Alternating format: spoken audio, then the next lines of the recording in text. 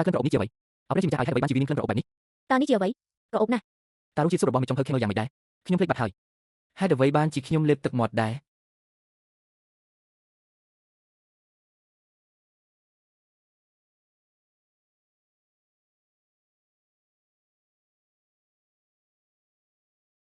Varian ហេតុអ្វីបានជាអ្នកនៅស្ងៀម Helen តើអ្នកដាក់អ្វីចូលក្នុងស៊ុបវាមិនឆ្ងាញ់តតែសោះរហូតដល់ Varian យំស្ងាត់ខ្ញុំយំដោយសារតែខ្ញុំរំភើបក្នុងអាជីព7ឆ្នាំរបស់ខ្ញុំនេះជាលើកទី1ហើយដែលខ្ញុំបានភ្លក់រសជាតិបែបនេះមេចុងភៅ Helen ខ្ញុំសូមអរគុណអ្នកដែលអាចធ្វើម្ហូបដ៏ឆ្ងាញ់បែបនេះស៊ុបនេះពិតជាអស្ចារ្យណាស់ក្លិនក្រអូបមានអារម្មណ៍ខ្លាំងនៅលើអណ្ដាតហេតុអ្វីបានជាស៊ុបអាចឆ្ងាញ់បែបនេះ Helen តើអ្នកគឺជាព្រះនាងចុងភៅដែលចាប់ជាតិមែនទេបន្ទាប់ពីភ្លក់ហើយអ្នកនឹងដឹងពីភាពខុសគ្នា អ្នកគឺជាមនុស្សដំបូងគេដែលហ៊ាននិយាយបែបនេះជាមួយខ្ញុំ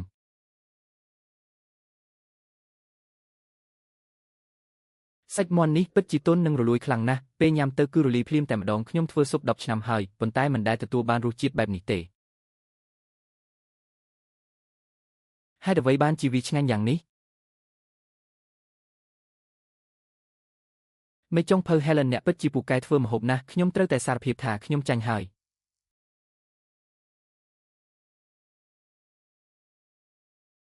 ទោះបីជាមើលទៅសាមញ្ញប៉ុន្តែបច្ចេកទេសមិនធម្មតាទេគាត់អាចទាញយករសជាតិដើមនៃគ្រឿងផ្សំអាហារបានយ៉ាងល្អបំផុតនេះជាបច្ចេកទេសសម្ងាត់ដែលមានតែទេពធីតានៃម្ហូបអាហារប៉ុណ្ណោះដែលមាន Helen តើអ្នកមានទំនាក់ទំនងអ្វីជាមួយទេពធីតានៃម្ហូបអាហារ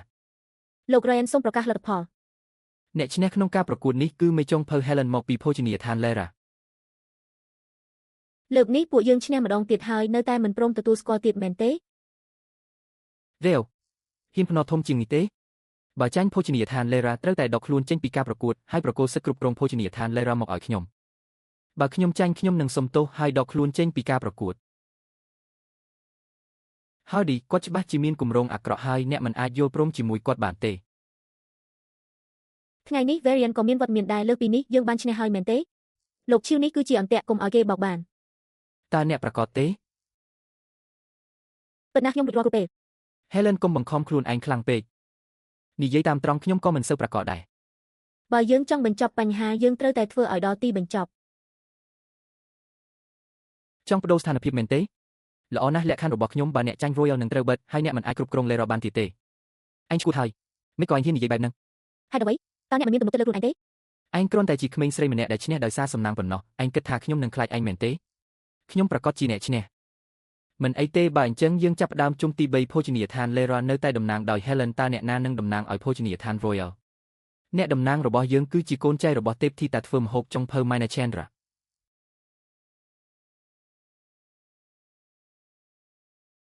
នីណាអ្នកមកដល់ហើយខ្ញុំចាំបានច្បាស់ខ្ញុំមិនដែលរៀបការទេបន្តវងស្តកោផ្ទាល់ចុះឈ្មោះល្អរបស់ខ្ញុំវិញនៅក្នុងពិភpomហូបអាហារទេវីម្ហូបអាហារពិតជាតួអង្គដោយទេវតាមេចុងភៅនីណាមិនមែនជាមនុស្សធម្មតាទេនៅទូទាំងប្រទេសកន្លែងណាដែលបុព្វបុរសរបស់ពួកគេត្រូវបានបង្រៀនដោយទេវីម្ហូបអាហារគ្រួសាររបស់ពួកគេបានក្លាយជាមនុស្សសំខាន់នៅក្នុងឧស្សាហកម្មនេះជាពិសេសប្រសិនបើពួកគេជាអ្នកបន្តវង្សតកោផ្ទាល់យោងតាមកំណត់ហេតុគ្រួសារទេវីម្ហូបអាហារមិនដែលរៀបការក្នុងមួយជីវិតតើអាឌីរកឃើញអ្នកបន្តវង្សតកោទេវីម្ហូបអាហារមកពីណាបន្ទាប់មកមេចុងភៅនីណានឹងត្រូវទៅក្រៅប្រទេសដើម្បីប្រកួតម្ហូបអាហារពិភពលោកដូច្នេះកុំខាតពេលវេលាទៀតអីអ្នកនៅតែអាចបោះបង់បានតើអ្នកណាជាគូប្រកួតរបស់ខ្ញុំនៅថ្ងៃនេះខ្ញុំអ្នក Helen ទោះបីជាបច្ចេកទេសចម្លាក់របស់អ្នកល្អយ៉ាងណាក៏ដោយអ្នកមិនមែនជាគូប្រជែងរបស់អ្នកបន្តវង្សតកោទេវីម្ហូបអាហារទេមេចុងភៅ Helen ស៊ុបពិតជាឆ្ងាញ់ខ្លាំងណាស់ប៉ុន្តែប្រសិនបើនាងជាអ្នកបន្តវង្សតកោរបស់ទេវីម្ហូបអាហាររសជាតិម្ហូបរបស់នាងពិតជាវិសេសវិសាលល្អជាងអ្នកបោះបង់ទៅតាមដំណើរទេវីម្ហូបអាហារមានបណ្ដុំរូបមន្តម្ហូបអាហារសម្ងាត់ម្ហូបមួយមុខអាចរង្គើពិភពលោករូបមន្តនោះពិតជាត្រូវបានបន្តទៅមេចុងភៅនីណាតើនោះមិនមែនមានន័យថាម្ហូបរបស់មេចុងភៅនីណានឹងយកឈ្នះ Helen ទេ Helen អ្នកនៅតែអាចទទួលយកការបរាជ័យបានមនុស្សល្ងងខ្លៅពេលនាងនិយាយថានាងជាអ្នកបន្តវង្សតកោរបស់ទេវីម្ហូបអាហារអ្នកជឿនាងភ្លាមតើអ្វីជាពុស្តាងដែលថាអ្នកជាកូនចៅរបស់ទេពធីតាចម្អិនអាហារតើអ្នកជាអ្នកណាតើអ្នកមានមូលដ្ឋានអ្វីសម្រាប់សង្ស័យខ្ញុំពិតជាអំនួតណាស់មិនស្គាល់ខ្លួនឯងហ៊ានសង្ស័យកូនចៅរបស់ទេពធីតាចម្អិនអាហារថ្ងៃនេះខ្ញុំនឹងបង្រៀនអ្នកមេរៀនមួយបើចង់វាយគ្នាតោះមកប្រកួតធ្វើម្ហូបវិញទៅចាំបាច់អីប្រើកម្លាំងបាយមនុស្សឈួតឈប់រំខានទៀតទៅបេក្ខជនទាំងពីរស្ថិតក្នុងតំណែងហើយឥឡូវនេះការប្រកួតចាប់ផ្ដើមពេលវេលាគឺ30នាទី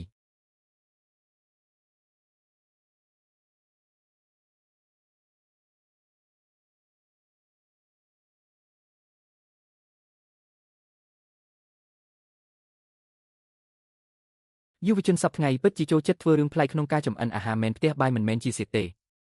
មើលទៅគាត់ហាក់ដូចជាមិនអស្ចារ្យយ៉ាងនឹងទេគាត់សំបីតែមិនបានប៉ះបង្គារបស់គាត់ផង ចាំមើលបង្គានោះ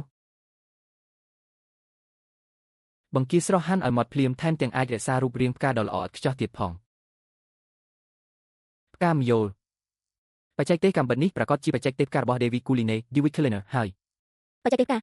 លីថាការដែល David Coulinet ប្រកួតជាមួយមេចុងភៅមកពីប្រទេសផ្សេងក្នុងពិធីជប់លៀងរបស់រាជវាំងនាងបានប្រើបច្ចេកទេសយ៉ាងស្មុគស្មាញនិងរហ័សដើម្បីចម្លាក់សាច់ត្រីឲ្យទៅជាផ្កាគេថាផ្កានោះមើលទៅដូចជារស់រវើកនិងពិតតែម្ដង បច្ចេកទេសកម្មបិតនេះខ្ញុំចេះលេងតាំងពីតូចមកម្លេះ Helen អញស្រវឹងមែនទេហេតុអ្វីបានជាប្រើដៃបង្វិលក្បាលបង្គាអញ្ចឹង មានសមត្ថភាពតែប៉ុណ្ណឹងហ៊ានមកប្រកួតជាមួយមេចុងភៅនីណាណែណាផងពិតជាគួរឲ្យអស់សំណើចមែន បើមិនយល់ទេនៅឲ្យស្ងៀមទៅដើម្បីបញ្ចេញរសជាតិពីធម្មជាតិគឺត្រូវតែធ្វើបែបនេះ ថេអូខ្ញុំសូមណែនាំថាអ្នកគួរតែបោះបង់វាទៅទេខ្ញុំជឿជាក់លើ Highline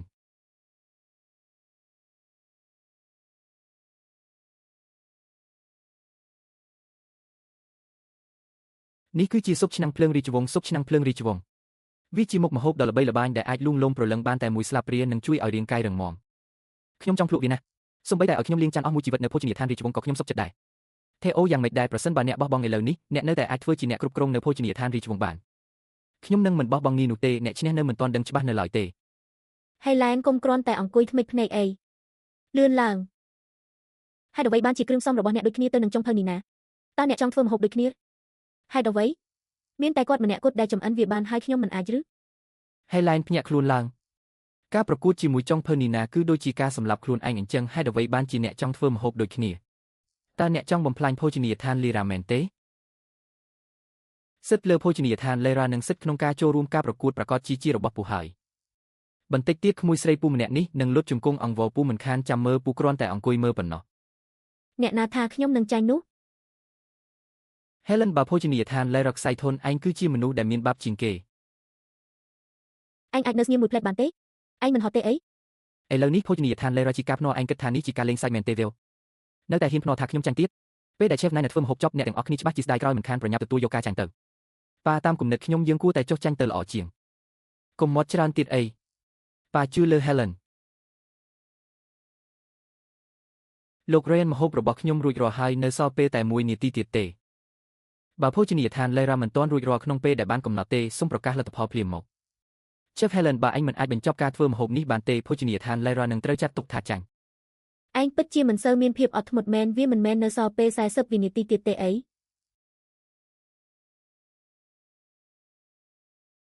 ឈប់ទៅនៅសល់តែប៉ុន្មាន10វិនាទីទៀតទេតើអ្នកអាចធ្វើអ្វីបានទៀត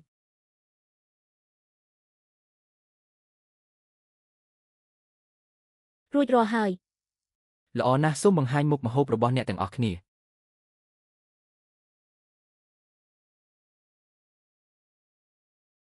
ទឹកស៊ុបនេះថ្លាខ្លាំងណាស់វាបញ្ចេញពន្លឺពណ៌មាសនេះទើបជាការចម្អិនកម្រិតអ្នកជំនាញ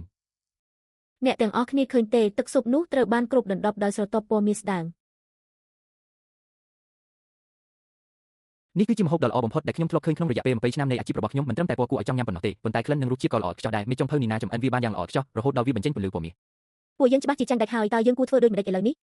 Highline ដោយសារតែឯងចង់ធ្វើជាខ្លាំងភោជនីយដ្ឋាន Lira ក៏ត្រូវចាញ់អ្នកមកពីភោជនីយដ្ឋាន Lira តើមិនមែនធ្វើស៊ុបឆ្នាំងដីរីជ្វាំងដែរទេបើអញ្ចឹងសាកភ្លុកបន្តិចទៅ